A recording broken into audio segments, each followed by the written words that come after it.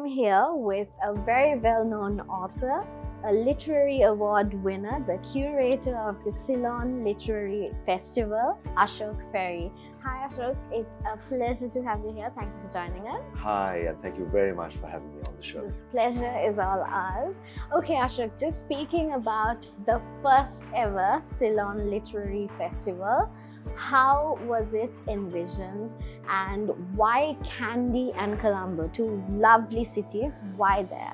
Well, first of all, it's absolutely delightful to be the first at anything, and this is the very first time that we're doing the Ceylon Literary Festival, and I hope there'll be many, many more to come. Now, although it's Kandy and Colombo this time, we envisage that in future years we will take it to Jaffna, to Kurunagala, to Trincomalee, and so on and so on. And that's why we call it the Ceylon Literary Festival. It's not bound by any one geographical location. Well, lovely. We're definitely looking forward to seeing many of it as well. And also, how would you say that the CLF is unique this time, or what would you say is unique about the Ceylon Literary Festival? Well, this phenomenon of literary festivals is a relatively new thing, and I think most people in this country are unaware of how they work. We've had the Goa one for years, and then there was a hiatus of 5 years, and which is one of the reasons why I'm so delighted to be doing this one, because there is a real need for a festival. It brings books alive in a way that just the paper of the book or just reading it on your computer doesn't. You can hear the author reading from their book, you can hear people talk to the author, so that when you read the book subsequently or before and connect up, the book takes on another added richness of meaning and so on when it comes alive in front of you. Yeah, absolutely. And also it caters to not just adults but also children, I believe. Yes, is that right? we have a lovely standalone children's festival.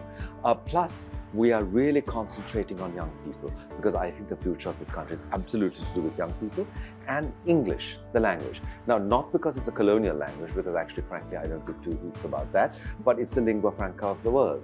In my local gym, once a week, I get a young person stop me and say, "Sir, can you teach me English?" So from that, I know we need to encourage as much English literature, and one way is books. Getting people to read, not just to study exams, but for the sheer fun of reading.